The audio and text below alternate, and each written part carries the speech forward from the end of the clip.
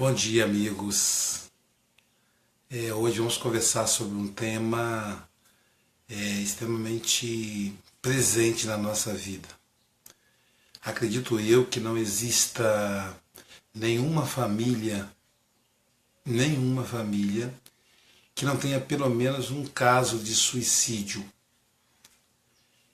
O Brasil, segundo a Organização Mundial da Saúde, o Brasil está entre os 10 países com maiores índices de suicídio.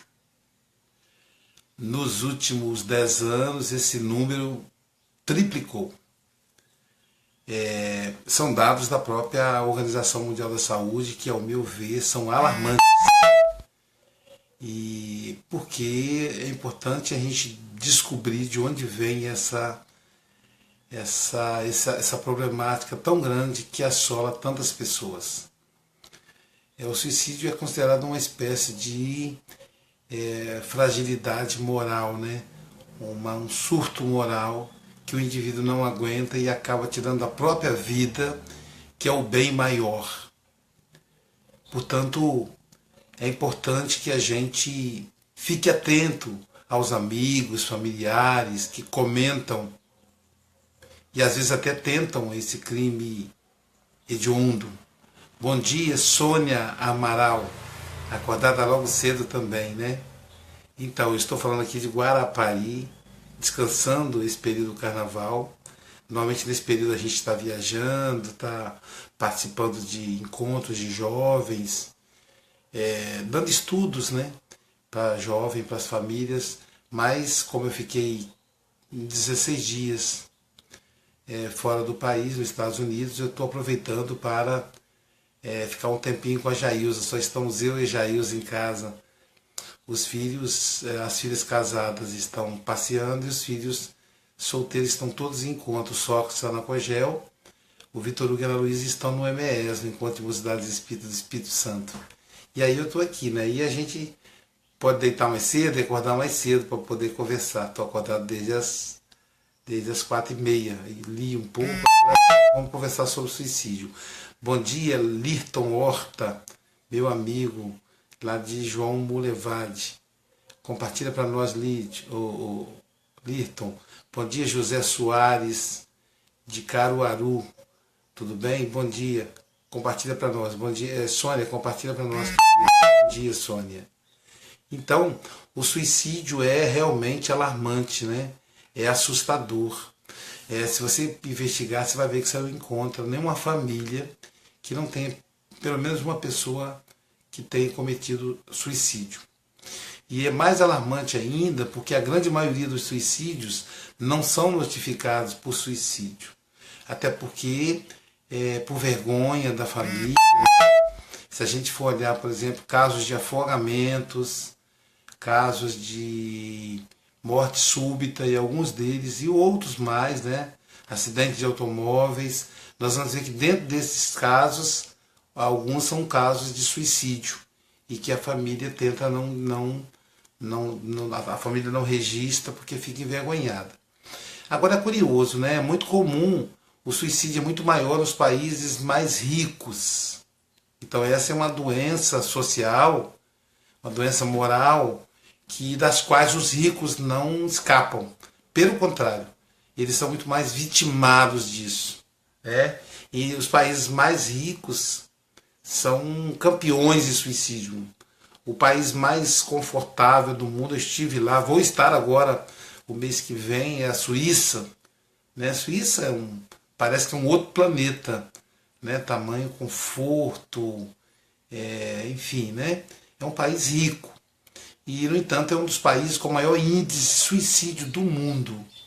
Uma outra contradição muito interessante do suicídio é, por exemplo, com relação ao Japão, né, que é um país extremamente espiritualizado, mas que traz na sua problemática também o suicídio. Lembrando que também é um país desenvolvido, rico, né, e que talvez isso aí que esteja o problema. Por que está o problema?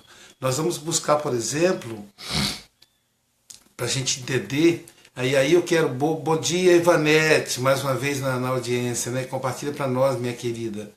Então, vamos entender aqui por que ocorre essa questão.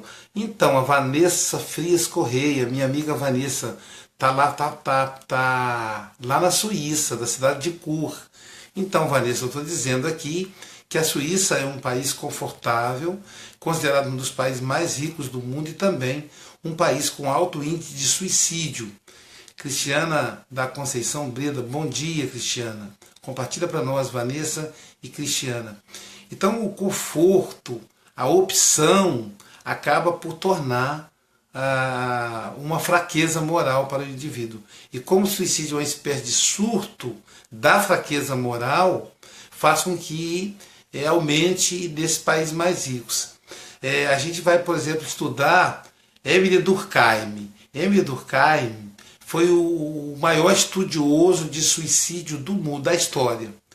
E ele, nos seus estudos em sociologia, para a gente entender, quem lembra na faculdade, na sociologia, estudar o Durkheim, Durkheim é o pai da sociologia. A partir dele que surge a sociologia, né? Um tio dele chamado Malinowski deixa cadernos com rascunhos a respeito do estudo social como ciência, mas ele não consegue organizar isso. E Durkheim, o sobrinho, de posse desses cadernos, conseguiu organizar e dar um cunho a uma ciência chamada sociologia. Durkheim, então, vai ser o maior estudioso do suicídio. Ele vai pesquisar, vai estudar o suicídio no mundo todo. E ele vai dizer que o suicídio é uma doença social. Embora seja uma atitude individual, para Durkheim é uma doença social, porque envolve uma insatisfação com o mundo, com a sociedade, com o mundo que o rodeia.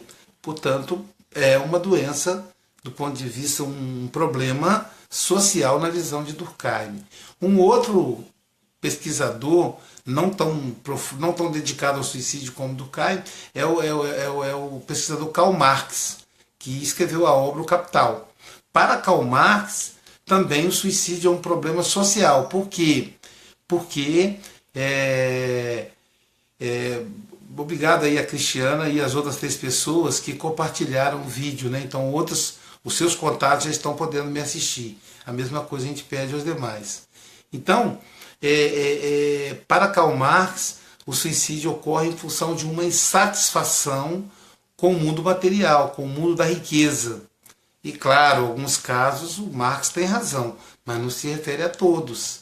Nós vamos ver muitos empresários que, por estarem falidos e não tendo a coragem de confessar sua falência para a família e preocupado com o desemprego que a falência da empresa vai gerar, acaba por cometer suicídio. Trabalhadores também que não têm como sustentar seus filhos fazem isso, mas não representa todo o grupo, né?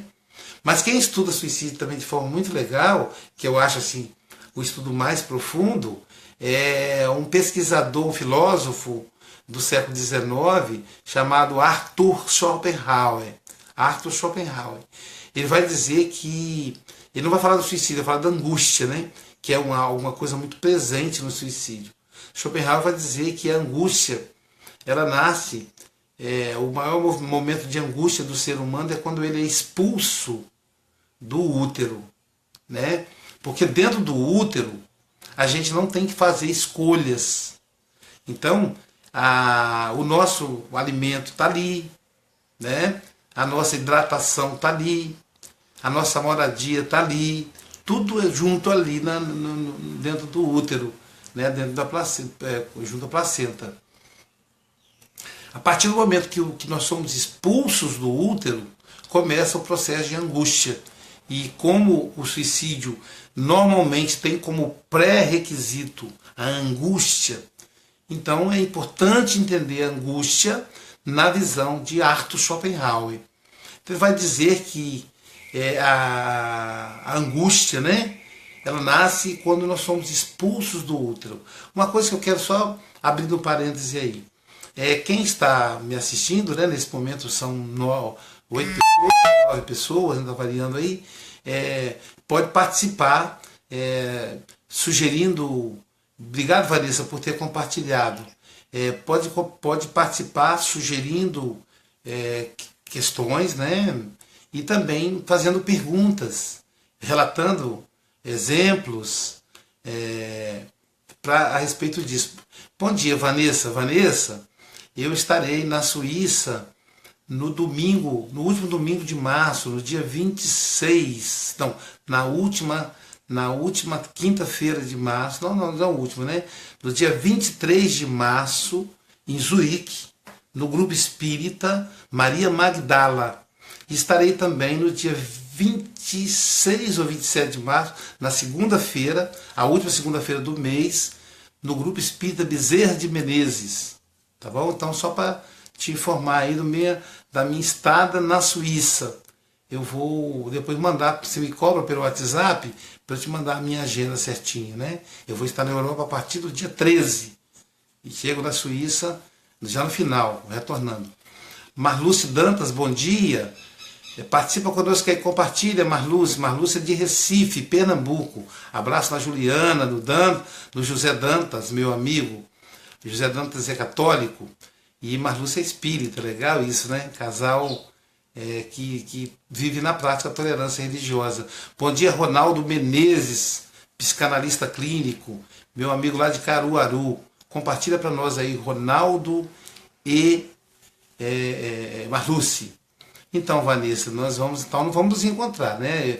Eu estarei, vai ser um pouco corrida a minha estada na Suíça, porque antes eu vou passar por Portugal, vou ficar mais de uma semana em Portugal, depois Itália e Suíça. Então, essas duas palestras agendadas, dia 23, quinta-feira, então 23, quinta, 24, sexta, 25, sábado, 26, domingo, 27. E a outra dia 27, na segunda-feira, todas duas em Zurique. A primeira no Maria de Magdala e o segundo no Bezerra de Menezes. Então, voltemos aí ao assunto do suicídio. Dessa maneira, Schopenhauer vai dizer o seguinte, que o suicídio, que a angústia, ela nasce quando nós somos expulsos do útero. A partir do momento que nós temos que fazer escolhas, não nos é dado mais de forma livre, né, o que a gente tem que fazer. Então, por exemplo, primeira coisa, a criança é expulsa do útero, é cortado o cordão umbilical, o médico coloca do lado da mãe, e aí de repente ela precisa mamar. Então, para ela mamar, ela vai ter que se movimentar, ela precisa se alimentar. Até então, ela era alimentada pelo cordão umbilical, agora não, ela precisa mamar, e aí por instinto ela vai puxar, né, vai buscar o seio materno, que está do lado dela, porque ela está colocada do lado da mãe. Então ela vai procurar, a mãe coloca no colo, ela vai virar a cabecinha e vai achar o seio.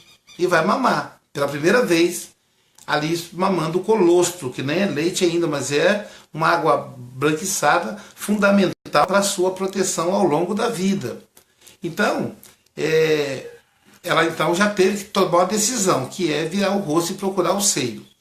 Depois de um certo tempo, o que a criança vai perceber? Ela está no berço, ela vira o pescoço para mamar. E aí ela percebe que o peito não está ali, o peito saiu andando, né? E aí então, o peito não pertence a ela, porque enquanto ela estava no colo da mãe, ela achava que o peito pertencesse a ela. A única decisão que ela teria que tomar era virar o pescoço para mamar. Agora não, ela sabe que o peito não é dela, o peito tem vida própria. Então, por instinto, ela chora. E aí o peito vem andando para poder dar de mamar, porque a criança ainda não tem noção de fisionomia. Então, ela escuta sons, mas ela não tem noção de fisionomia. Então, aí ela começa a perceber que para ela mamar, ela vai ter que chorar. E para ela, quando ela está, por exemplo, querendo do banho, ela vai ter que chorar para tomar banho. Se ela está doente, ela tem que chorar para dizer que está doente. Então, ela tem que tomar decisões. E aí começa o processo de angústia. E aí, então, Schopenhauer vai dizer isso. Trazendo para o mundo moderno, o que a gente vai entender? Quanto maior o leque de opção, maior a possibilidade, o sofrimento, a angústia. Bom dia, Majorie. Minha amiga Majorie, filha da minha querida amiga Risonete, de Nova Venécia. Compartilha para nós, Majorie. Estamos falando sobre suicídio. E conversa também com a sua mãe, né, para compartilhar. Diga que eu mandei um abraço para ela. Então, aí começa a angústia, a capacidade de escolher. Quanto maior o leque da nossa escolha, maior a possibilidade da angústia e, por consequência, o suicídio. Então, por isso que as pessoas de classe média alta se matam mais do que as pessoas pobres. Porque a pessoa de classe média alta tem mais opção de escolha. Por exemplo, vamos dar um exemplo. Eu estou gravando essa live porque uma amiga que mora no Canadá, que os pais moram no Brasil, a mãe tentou suicídio. Então ela me ligou desesperada para eu poder socorrer. E aí, o que a gente percebe? É exatamente classe média alta, que ocorre o suicídio, porque abre o leque de opções. Bom dia, Vera. Compartilha para nós. Então, abre o leque de opções. Então, isso vai fazendo com que a gente sofra por poder escolher. Entendeu? Quando você tem que escolher entre 1 e 2, já é difícil. Se tem que escolher entre 1, 2 e 3, aumenta o grau de angústia. Se tem que escolher entre 1, 2, 3 e 4, aumenta ainda mais o grau de angústia. Então, por exemplo, imagina antigamente que a gente tinha só uma rádio, só um canal de TV, era muito mais fácil do que hoje temos vários canais. Hoje tem o YouTube, tem o Facebook, tem outros canais de mídia, além da televisão e do rádio e do cinema. Né? Nós nos alimentamos hoje, a gente tem sempre uma mesa com farta escolha. Imagina um restaurante de self-service, que você pode escolher o que você quer comer, a quantidade que você tem que comer. Então o mundo moderno ele tende a aumentar a angústia, a lidar com escolha, e aí automaticamente aumenta também o suicídio, porque algumas pessoas têm esse surto moral, essa dificuldade de escolher, de fazer escolhas. Né? Nós vamos perceber isso. Também alto índice nas pesquisas da Organização Mundial da Saúde, é muito presente o índice de suicidas. Primeiro é o seguinte, né? Essa mãe da minha amiga que mora no exterior, que tentou suicídio 2 vezes, veja que é uma coisa perigosa. Eu disse para ela, olha, sua mãe é uma ameaça para si mesma, é preciso ela de socorro. E os psiquiatras, os hospitais públicos, normalmente estão... Obrigado, Fernanda, por compartilhar. E a Vera também, que compartilhou, e mais outras pessoas. Né? Então, o que acontece? A pessoa que tenta o suicídio 1 vez, 2, 3, ela tende a continuar tentando, gente. E até conseguir o resultado. Eu atendi uma moça, por exemplo, que já tinha tentado suicídio 3 vezes. Então a gente vai estar... Isso é uma questão muito séria, né? E tem órgãos sociais aí que ajudam muito, né? Como, por exemplo, que é fundamental, como, por exemplo, CVV. Eu não tenho como não citar a CVV, né? O Centro de Valorização da Vida. Pessoas que estão 24 horas à disposição para ouvir alguém que está angustiado, querendo desistir da vida. E a CVV, Centro de Valorização da Vida, é feita com trabalho voluntário. Isso que é bonito, né? São pessoas... bom dia, Adriano, que já compartilhou isso. São pessoas que estão preparadas, são treinadas e vivem de maneira voluntária, socorrem os suicidas. Então, o suicídio, só para vocês terem uma ideia, pelo menos 10 vezes a quantidade de pessoas que suicidam já tentaram suicídio. Então, se eu tenho, por exemplo, de acordo com a Organização Mundial da Saúde, pessoal, a cada minuto, a cada segundo, suicidam 40 pessoas no mundo. 4 pessoas no mundo, a cada segundo. Ou seja, mais de uma pessoa por segundo. Né? A cada segundo, suicidam 4 pessoas no mundo. Então o índice é alto. Então, e aí, se a gente avaliar, essas pessoas que suicidam, 10 vezes as pessoas, para cada um que tem sucesso no suicídio, 10 tentaram. Então não é brincadeira, o negócio é sério. Quer dizer, 10 estão sofrendo, 10 estão com angústia. E desses 10, de 11, 1 se mata. Mas 10 tentam. 10 tentam se matar. Como aconteceu com a mãe da minha amiga, que tentou 2 vezes. Né? Cristiana Conceição Breda.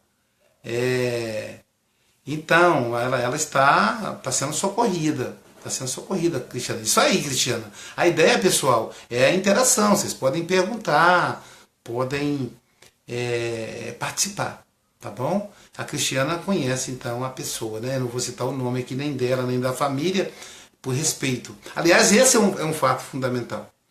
Por exemplo, vocês já viram recentemente alguma reportagem de suicídio, por exemplo, na Terceira Ponte, em Vila Velha, ou na Ponte de São Francisco, ou em algum prédio?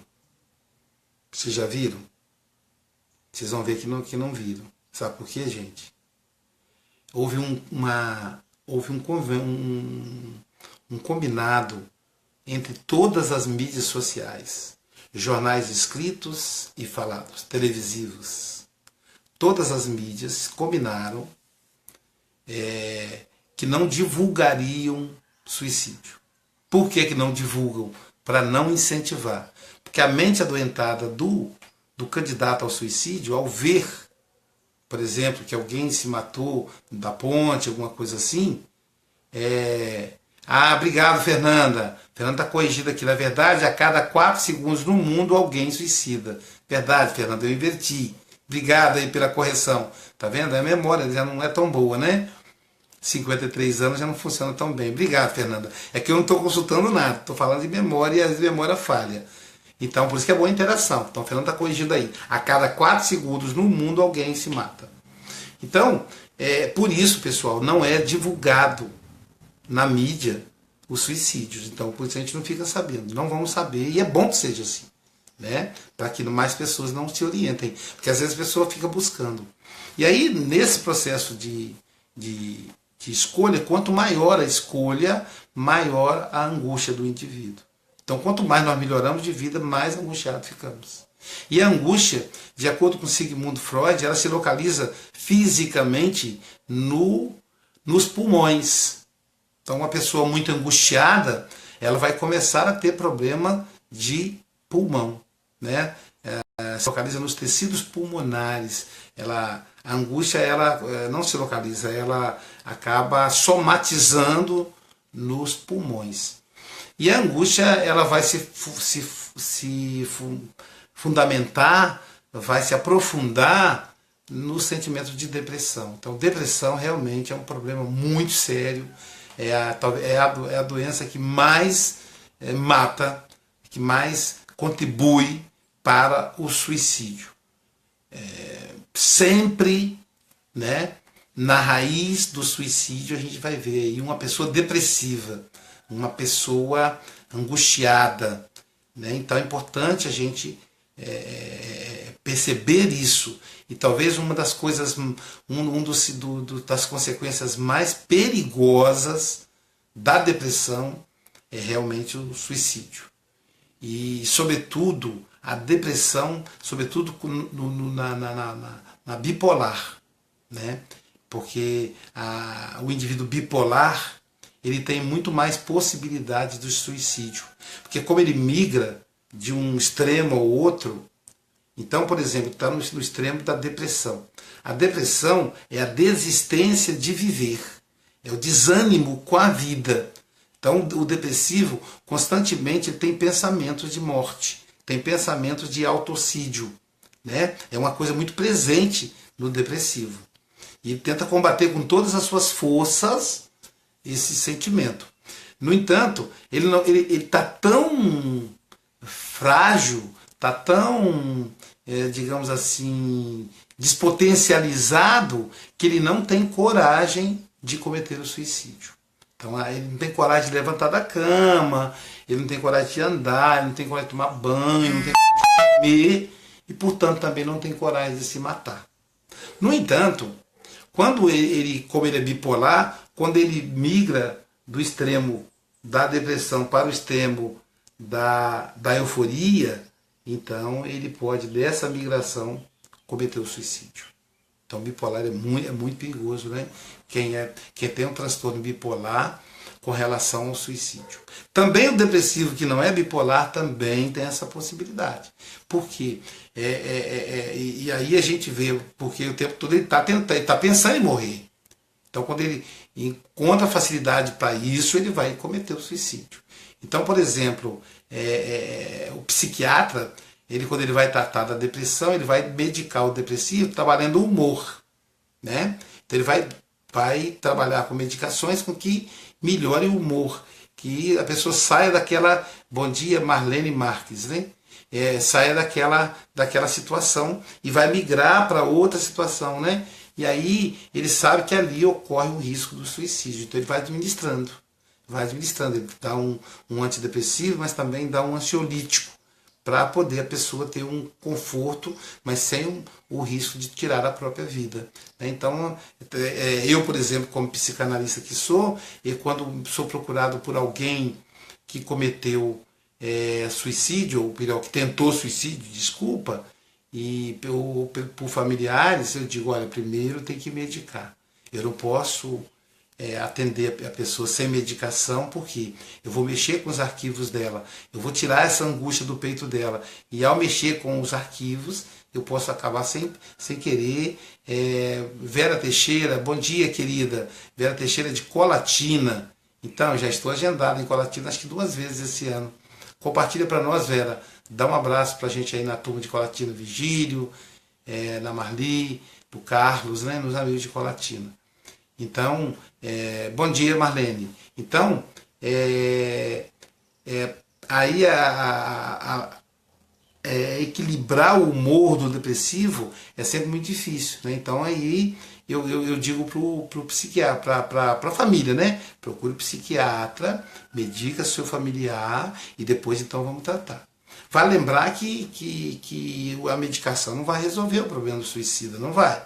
Ela vai remediar, vai dar a ele um conforto imediato para que no consultório clínico, no consultório psicanalítico, ele consiga verdadeiramente curar. Porque enquanto ele não colocar para fora aqueles males que estão presos no peito, né, estão angustiando ele, que estão provocando aquele buraco, ele não vai conseguir se livrar dessa ideia infeliz do autocídio, né? Então, primeiro a gente encaminha para a medicação, né? Então, isso vai ajudar muito.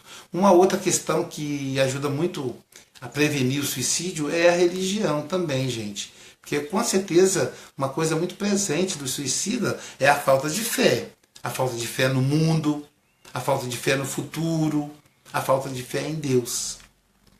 Então, se a pessoa tem uma religião, se ela frequenta uma igreja, é interessante que a família convoque o pessoal da igreja para fazer uma visita, para dar um colo, para falar de Deus, né? Para que o suicida se sinta mais, o angustiado, não suicida, né? Para que o angustiado se sinta mais acolhido, né? Porque a pessoa que tenta o suicídio é a pessoa que se sente muito só. É como se ninguém pudesse escutá-la. É como, bom dia, tira-se. É como se ninguém pudesse entendê-la, né? E isso faz com que a pessoa se sinta sozinha. Isso então, com isso ela desiste de viver. Ela não se sente digna. Vamos lá.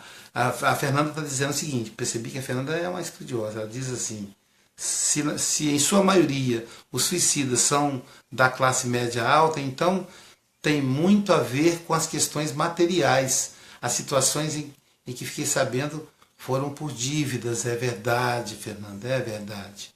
Tem muito a ver mesmo, Fernando Almeida, com as questões materiais, né? Igual você falou. Por isso que Karl Marx vai falar da questão do capitalismo. Ele diz que o capitalismo patrocina o suicídio, na medida em que oferece ao indivíduo várias opções, mas não oferece acesso, né? Você vai no supermercado, você tem lá 10 tipos de marca do mesmo produto, cara. Mas na verdade você não pode comprar todos. Você vai comprar o mais barato. Mas aí você olha o mais barato e cobiça o mais caro. Eu estava comentando com a minha esposa que eu fui comprar ontem no supermercado, comprar um wafer, né, um biscoito wafer para poder acompanhar um sorvete. Eu sou um sorvetólatra, então só eu e ela em casa. Então a gente está curtindo aí podendo comer as delícias, né, que já que os filhos não estão. E aí eu fui comprar o biscoito, o wafer, e tinha lá o wafer da Piraquê, R$ 3,69. E um outro wafer de uma marca não conhecida, tanto não é conhecido que eu não lembro, que estava R$ 1,69. Ou seja, vai comprar mais de dois. E aí eu fiquei pensando assim, eu compro esse aqui que é mais barato, mas ele, será que ele é gostoso? Será que ele é crocante? O da piraquê é o mais caro, então vai ser, com certeza ele é gostoso, ele é crocante. Então imagina se eu não tivesse condições de comprar o piraquê. Eu acabei comprando o piraquê, não que a piraquê esteja patrocinando esse vídeo, mas imagina se eu não pudesse comprar. E eu fiquei um tempinho, porque tinha umas 10 marcas de wafer diferentes. Então essa capacidade de escolher, né, é muito interessante. E aí as pessoas, às vezes, diante desse leque de opções, a gente vai lembrar que no supermercado as coisas mais cobiçadas ficam na altura dos nossos olhos e nas primeiras prateleiras, isso não é por acaso. Quando você entra no supermercado, o que você encontra? Supérfluo. Chocolate, vinhos, coisas que você não precisa comprar. Estão na altura do seu olho, dos seus olhos e nas primeiras prateleiras. Agora, arroz. Pode olhar para você, confira quando você for ao supermercado. Arroz, feijão, sal, óleo, fica embaixo e no fundo do supermercado. Ou seja, tem que passar pelo supérfluo para chegar ao necessário. Isso é uma armadilha do capitalismo. Aí o que acontece? De maneira invigilante, a gente acaba comprando, consumindo mais do que podemos e acabamos nos endividando. E o capitalismo é um sistema extremamente perverso. Por exemplo, cartão de crédito. Você ganha R$1.000, você consegue um limite de R$3.000. Que se você gastar, você vai pagar. Aí não podendo pagar, o cartão de crédito vai te cobrar de juros mais de 500% ao ano. Então, veja, 500% ao ano. Isso é o que paga a pessoa que não consegue pagar o cartão de crédito em dia. Ela se endivida. E aí, no nosso mundo capitalista, não poder pagar é um problema moral. Então ela se sente moralmente inferior ao resto da população. Ela não se sente digna ao resto da população. Aí vem a ideia de suicídio. Então realmente você tem razão. É um problema sério, classe média alta, a capacidade de escolha e às vezes não possibilidade de acesso. Né? A televisão, as mídias em geral contribuem muito porque dão acesso de imagens e não dão acesso de consumo. Um jovem da favela, por exemplo, vê um tênis de marca que custa quase R$1.000 e ele não pode comprar. Eu sou pai que mora na favela, não vou comprar um tênis para o meu filho de R$1.000, vou comprar de R$50 na liquidação. Então vai fazer com que a criança se sinta angustiada. Aliás, também adolescentes cometem suicídio e com muita frequência. Vamos conversar sobre o suicídio do adolescente. Como é que funciona? A angústia da criança, você sabe como é que nasce a angústia da criança? É a ausência do adulto perto dela. A criança precisa de proteção. Talvez a gente Fernanda diz assim, sou educadora, quando falo com os meus alunos que o cheiro de pipoca do cinema e o cheiro de pão da tarde são essenciais, são essências colocadas no ar-condicionado, eles piram. As propagandas para as crianças são assustadoras. Está sendo até discutido isso, Fernanda. Também, tanto que existem leis que regulam isso, exatamente, está sendo discutida essa questão, brinquedo que vem dentro do biscoito, né, que estimula a criança a consumir. Então, e a criança não tem estrutura, né? Então a gente pode começar a entender a angústia partindo das crianças, né? Freud vai dizer que as crianças, no livro Mal-Estar da Civilização, ele vai dizer que as crianças sentem angústia por causa da ausência dos adultos. Então a criança ela precisa de proteção. Vocês sabem por que a criança tem medo de escuro? Ela não tem medo de escuro pelo escuro. Ela tem medo do escuro porque ela não pode ver quem está ali para protegê-la. Então no escuro, agora quase não acontece mais no mundo moderno, mas quando falta energia, se o pai ou a mãe segura na mão da criança, acabou o medo. Né? E aí essa angústia vai prosseguir, por exemplo, na época de Freud do século XIX, hoje já não tem tanto mais, né? A figura da babá. Né? Hoje a criança vai escolinha, mas a figura da babá, por exemplo. A babá é uma figura emblemática, né? Por quê? Para os pais, ela é uma empregada. O contrato que ela tem com os pais é um vínculo empregatício, em que ela é empregada e os pais são os patrões. Porém, o vínculo da empregada, babá, com a criança é um vínculo afetivo. Para a criança, a babá é a segunda mãe. Eu diria que na maioria das vezes a primeira mãe. Porque ela é muito mais presente do que a mãe. Vocês acreditam que existem mães que levam babás até nos passeios das crianças? Veja que coisa. Eu, conversando com atendendo uma das minhas analisandas, ela estava dizendo para mim que ela estava decepcionada, ou melhor, não sei se decepcionada seria o termo, né? Mas ela estava admirada com a nora, e foi a família toda passear em Orlando, na Disney. E aí a nora, melhor dizendo, ela contratou babá, pagou a passagem da babá, levou a babá para Disney. Aí eu pergunto a vocês, porque ela gosta da babá? Não, para a babá tomar conta dos filhos. Então, quer dizer, essa babá é muito mais mãe dessas crianças do que a própria mãe. Então as crianças olham dessa maneira: essa aqui é a minha mãe, a babá. Essa aqui é a mulher rica que paga minhas contas, que paga os meus confortos, a mãe. Então a babá é a mãe, e a mulher rica, e a mãe é a mulher rica. Então a mãe perdeu o cargo, ela caiu. Às vezes ela acha que ela cresceu, né? Ela caiu, ela foi rebaixada de mãe para mulher rica. E a babá foi promovida de babá, de segunda mãe para primeira mãe, para a única mãe. E aí, quando essa mãe, a mulher rica, quando ela se desentende com a mãe da criança, que é a babá, então ela demite a babá. Demitindo a babá, a criança fica órfã. É a primeira perda fundamental daquele ser. E isso vai acompanhar a criança na vida inteira. Lá na velhice ela vai lembrar da babá que cuidava tão bem dela e que foi embora. Então na cabeça dela a babá a abandonou. A mãe dela abandonou ela, mas não abandonou, foi demitida. Mas a criança não compreende isso. Isso vai desenvolver na criança um quadro de angústia. E essa criança vai ter ideias suicidas. Mais tarde, como adolescentes. Ou seja, crianças abandonadas dentro de casa. A gente fala das crianças abandonadas na rua, né? Dos pobres, né? Dos moradores de rua. Mas a gente esquece que os ricos, principalmente os mais ricos, mas classe média também, porque as mulheres de classe média trabalham muito, né? Médicas, professoras, enfermeiras, advogadas, administradoras, né? A mulher hoje toma conta do mundo, ela domina o mundo. E aí é a babá que cuida dos filhos. Porque o homem deveria ter a honra de dividir com a mulher essa tarefa. Mas a educação machista ainda não permite. Então é a mulher que cuida e o marido trabalha fora. Então quando a mulher vai para fora, fica os dois fora.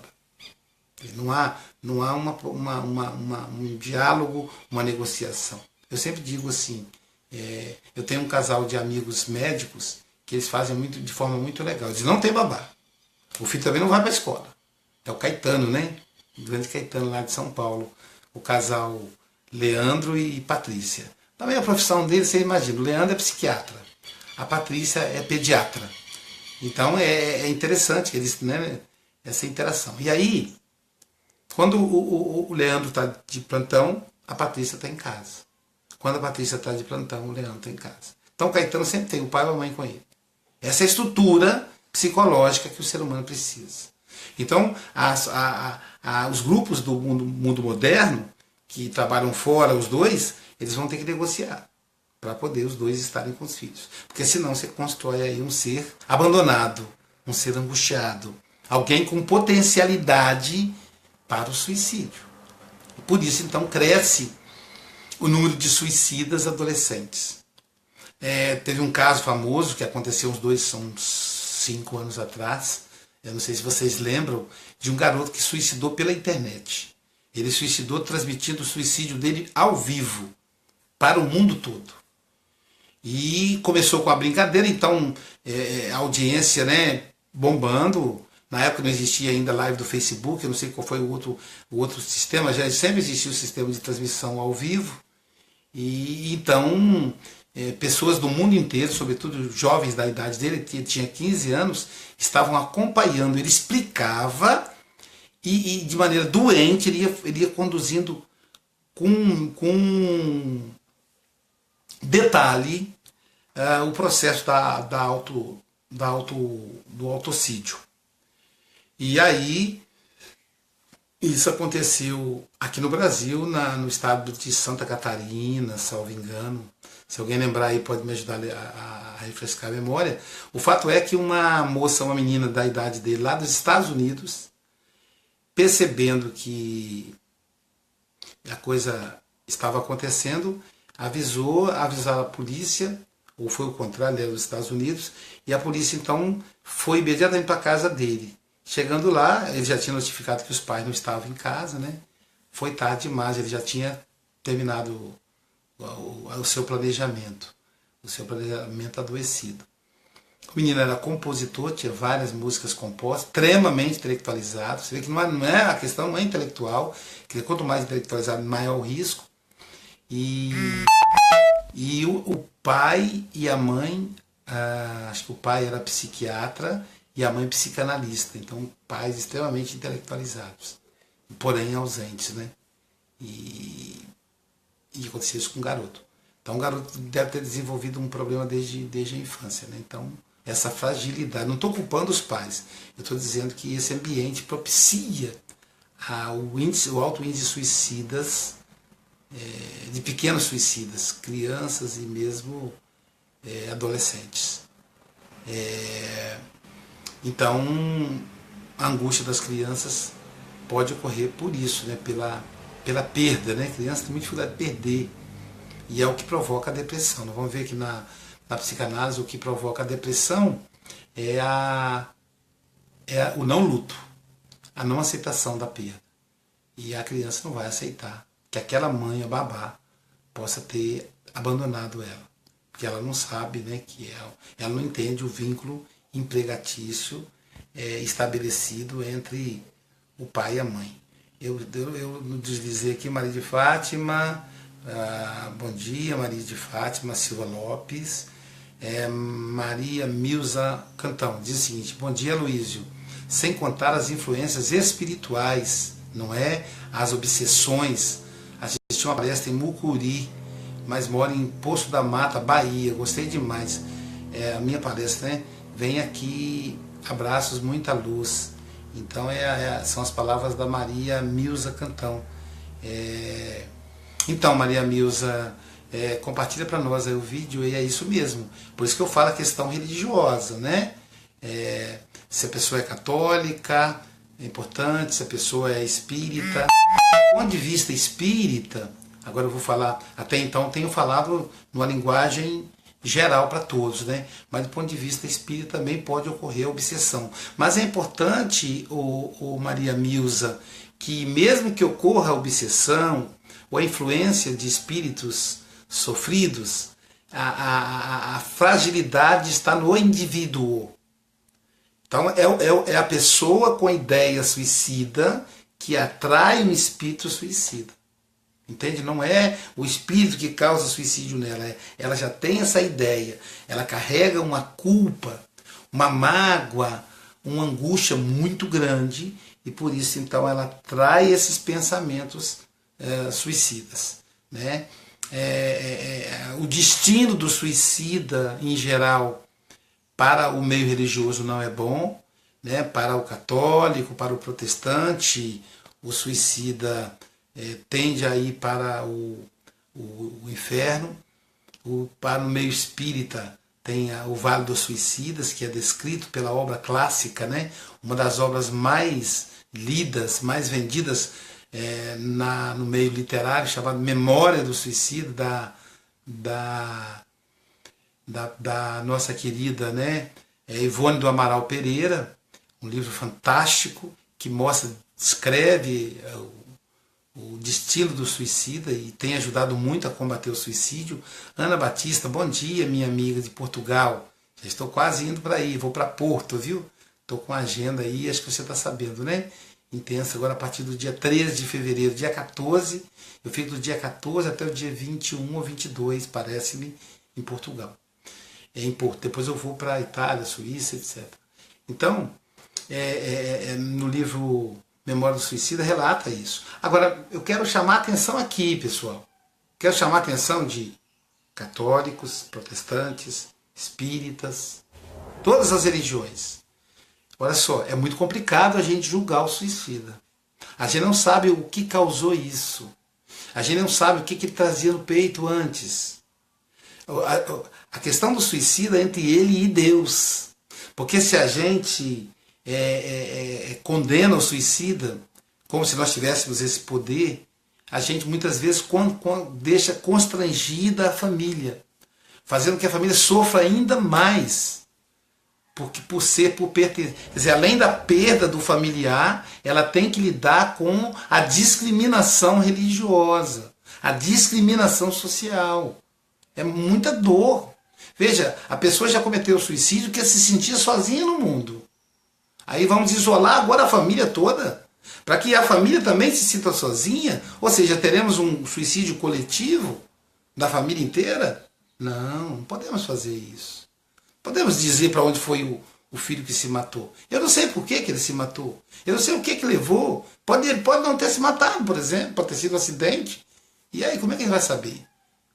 Então, nosso papel é acolher a família, abraçar a família e não julgar, dizer para onde foi. Não temos essa autoridade. Alguém disse que é assim, mas cada caso é um caso. A relação é entre a pessoa e Deus. Não cabe a gente julgar. Então, muito cuidado, viu? Eu estou dizendo isso porque todas as religiões, né? Se é o evangélico, o católico vai dizer, o protestante, o católico vai dizer, não, foi para o inferno, esse não tem salvação. Mas se é o espírita, não é diferente. Foi para o vale do suicida, vai sofrer lá até o máximo que puder, porque ele tirou a vida, ele não podia ter tirado a vida, ele não sei o quê. Mas não cabe a nós julgar isso. Quem julga é Deus. Então, muita atenção. Se você tem uma família, que você sabe que alguém daquela família cometeu suicídio, abraça a família, acolhe a família, não julgue. E Jesus já nos avaliava dizendo, não julgueis, para não ser julgado. Então, se você não quer ser julgado, não julgue. Lá em Minas se diz que não se pode jogar pedra no outro porque o nosso teto é de vidro. Então, nós não sabemos quem a gente tem na família. Você vai condenar uma família agora porque perdeu um ente querido que era suicida e a sua família. Você não sabe. Então, muita atenção a isso daí.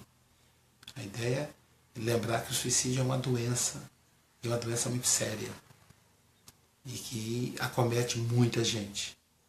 Um índice altíssimo de pessoas. Como nós vimos ali, a cada 4 segundos, uma pessoa suicida no mundo.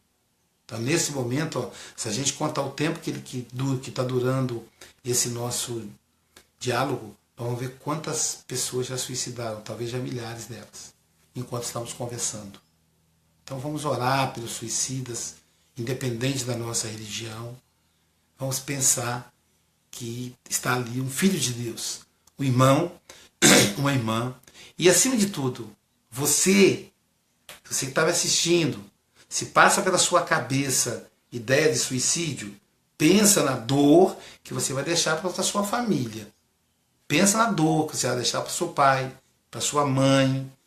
Se você tiver filhos, seus filhos terão traumas que nunca mais afastarão da cabeça deles. Uma mãe que perde um filho suicida, ela é uma mãe que vai carregar tristeza para sempre. E é isso que você quer para a pessoa que você ama? Você não está sozinho, você não está sozinha. Então, se você tem ideia de suicídio, pensa nisso. Pensa na dor que vai causar as pessoas. A dor que você está sentindo é fichinha, perto do que elas vão sentir. E vão ter... Então é isso, meus amigos. Chegamos a mais o fim de um diálogo. Hoje sobre suicídio. A gente vai conversar sobre outros temas. Estou aberto aí à sugestão. E... aquela promessa que eu fiz no vídeo anterior, de que eu vou sortear um livro da minha autoria, para cada vídeo gravado se mantém, viu? Eu ainda não consegui botar em prática, porque os meus filhos que dão suporte tecnológico para mim estão em retiro espiritual agora durante o carnaval. 2 estão no MS e um está na Cogel. Então eles que vão me dizer como é que funciona o sorteio online, que eu não sei ainda como é que funciona. Mas assim, eu vou sortear, e se você escolher o livro que você quer ganhar, eu mando. Se você não escolheu, eu escolho para você, tá? Atualmente a gente tem disponível para fazer o sorteio o Terapêutica do Perdão, Desafios da Alma, Inquietações Íntimas e Convivências. São esses 4. Então, Convivências parece que é um título muito sugestivo para esse tema suicídio. Desafios da Alma também, todos eles, né? Terapêutica do Perdão, Desafios da Alma, os 2, Convivências e Inquietações Íntimas. Vou fazer o sorteio e você pode ganhar um desses livros. Se não, você não escolher o livro que você quer, eu faço sorteio e te dou um livro que eu escolho um livro para você. Eu vou pegar todas as pessoas que participaram aí do vídeo e fazer o sorteio, tá bom? Fátima Rocha, bom dia, Fátima. Deus te abençoe, compartilhe esse vídeo. Amigos, então, Rosângela Cascado, bom dia. Agora, perdeu minha palestra no domingo, hein, Rosângela? Quarta-feira sou eu de novo. Então, amigos, amanhã no caso, né? Amanhã sou eu de novo falando de um tema de saúde lá na Sociedade Guarapari de Estudos Espíritas. Um grande abraço, fiquem com Deus. Vida, viu? Vida é o maior patrimônio que temos. Viva com sabedoria, aproveite, faça o que você gosta, coma o que você gosta, esteja perto das pessoas que ama, pratique esporte, faça atividade física, enfim, meus amigos, aproveite a vida, que é um dom de Deus, que é uma bênção que Deus deixou para cada um de nós, um presente. E viva leve, viva feliz, viva a vida, não deixa mágoa, culpa atrapalhar o que você gosta. Ame a você mesmo e ame ao próximo mesmo. A Fátima Rocha é lá de Lafayette, né, Fátima? Fátima, eu vou estar em Lafayette, Minas Gerais, em Conselheiro Lafayette, no primeira quinta-feira de maio, 2 ou 3 de maio, não lembro, né? Primeira quinta-feira do mês de maio, lá no André Luiz. Grava aí, hein? Estaremos lá, e aí vou te dar um abraço de perto. Tá, querida? Muito obrigado. Muito obrigado a todos que participaram e que compartilharam. E agradeço àqueles que ainda vão ver. E você que vê o vídeo, que gostar, compartilha, por favor. Espalhemos esse alerta, essa reflexão com relação a um tema tão importante, o suicídio. Muita paz, muita luz, muita vida. Vida em abundância, como nos prometeu Jesus. Fiquem com Deus.